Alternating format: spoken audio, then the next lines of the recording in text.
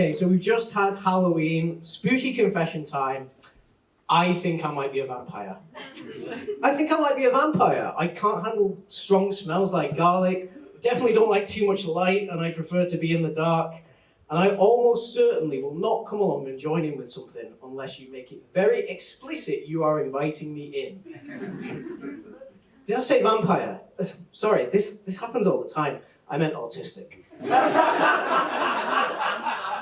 Yeah, as I get older, I realize I fit a classic range of signs like mesokinesia, which is aversion to repeated movements, and misophonia, which I'm sure you'll have worked out, is when I get a ring off Jar Jar Binks. George Lucas should be tried at The Hague for this. So you can imagine for someone like me to find out my PhD research was going to involve making sure all the biological features of every human virus on the planet were collected and categorized. I'm sold. And I know I'm making it sound really exciting, but the reality was more like being confronted with challenging decisions like, is vomit classified as an excretion or a secretion? Now that PhD research looked at whether we can risk assess all those viruses out there to see which might be the most dangerous if we had a human outbreak. And I was so sorely disappointed when I learned I would be reporting my findings by meeting the World Health Organization and not meeting the WHO. And I won't get fooled again. Now, my research has since kind of broadened out. I'm very interdisciplinary. I actually find it quite hard to fit into one box. I'm an ecologist, I'm an epidemiologist, I'm a statistician, I'm a virologist, I'm a bitch, I'm a lover, I'm a child, I'm a mother, I'm a sinner, I'm a saint, I'm an expert on flu strains. But most of what my research does now is I build computational models to try and assess if a new virus is going to be able to infect humans based on its genetic code and based on its proteins. So in a way, I'm kind of a computer scientist, I guess, but it's all right. I'm one of the extrovert ones. I will actually say hello before I ask you for the Wi-Fi password. Now, many people don't realize, but brand new infectious diseases do turn up in people all the time. We don't know the origins of many of these mysterious events. So take the strange and very true case of Mycobacterium jacuzzi. This was a new bacteria we found in a hot tub belonging to a cosmetic surgeon. And here's the real mystery.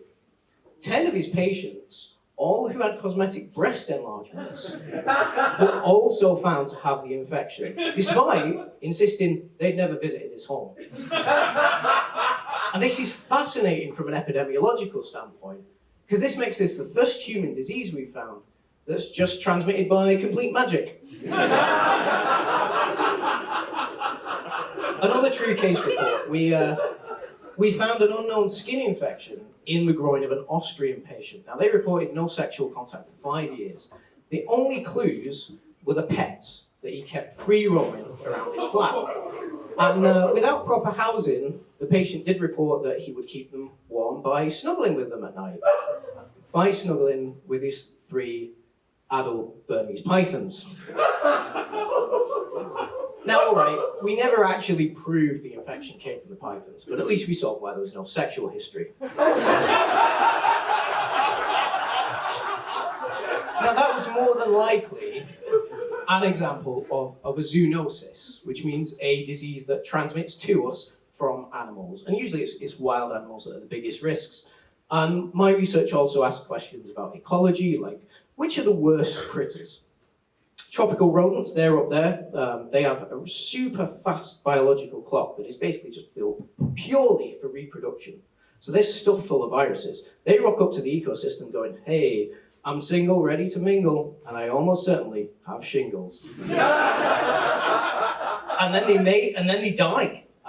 They don't have time for all the optional extras, like, a functioning immune system.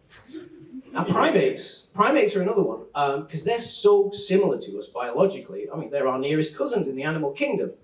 And so apes are also a big risk. And apes, we think, the origin of HIV also the source of almost every Ebola outbreak we've had so far, and it's really hard to stop their diseases spreading.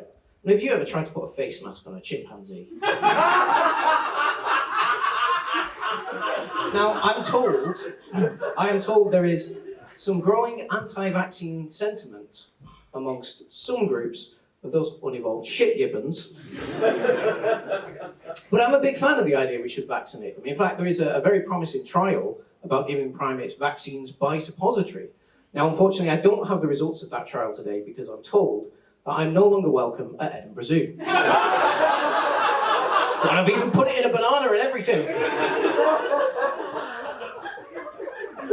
Now, on the disease side, it almost always is viruses when it comes to pandemics, and that's because viruses make copies of themselves super quickly so that they actually change and evolve really fast. We actually think viruses are the fastest evolving thing on the planet. Okay, maybe second fastest if you consider US economic policy.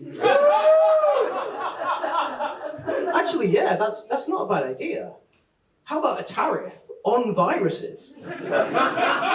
You come back from holiday with a disease, and we'll charge you a fine that goes straight into our pandemic research funds.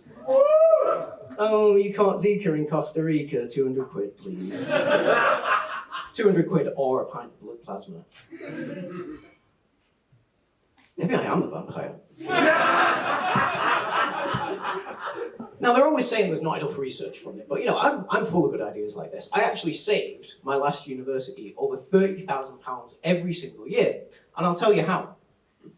They sacked me.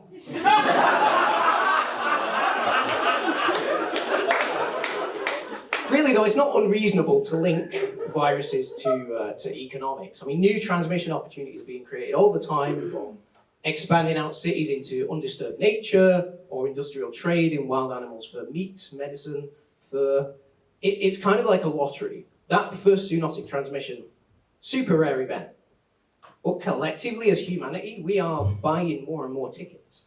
And if we're lucky enough to win that jackpot, then you'll never need to worry about having to go to work again, because we will all be permanently furloughed. Now, there is a movement that tries to sort of tackle some of these root causes, known as One Health. And it's this idea that human, animal, and environment health are all interlinked. So if you protect nature, it protects us. And that's kind of beautiful. That's really empowering. Until you remember we're the only one in that triangle that's actively setting the others on fire. Now, some of the One Health research that I've done has looked at how bird flu spreads between wild birds, because that is a big candidate for our next pandemic. And so I was really, really pleased to be invited to the Symposium on New Virology Trends to talk about the future of influenza. And I turned up with a 50-slide PowerPoint, obviously essential that 30 of them have to be equations. And somehow the response was boredom. I couldn't fathom it, yeah. It seemed like most of that audience was just way more interested in recording lip syncs on their phone. And that's when I realized I had gone to the Symposium on New Viral Trends and joined a session on the future of influencers. How was I supposed to know that? I thought the TikTok sponsorship was a heart monitor company. Now, I guess the real future of virology is in computing, as I say, also computer scientists, boo, not sorry. People have this impression that AI is the flashy new bit, and it's really not. I mean, the new bit is that we can just turbocharge everything we do with a shit ton of computing power. But the maths and the algorithms behind AI, been around since the 1980s, tarted up a bit, and trained to exhaustively explore every single possible opportunity. Incidentally, those three statements, also my Grindr bio.